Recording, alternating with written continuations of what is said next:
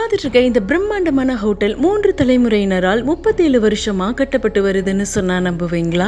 இது எங்கன்னா வடகொரியாவின் தலைநகரான பியாங்யாங் என்னும் இடத்தில் 85 ஏக்கர் பரப்பளவில் 16,000 கோடி செலவில் 1082 அடி உயரத்தில் 105 மாடிகளை கொண்டு கட்டப்பட்ட இந்த ரியாங்யாங் என்னும் ஹோட்டல் இப்பவும் கட்டி முடிக்காத நிலையில் தான் இருக்கு.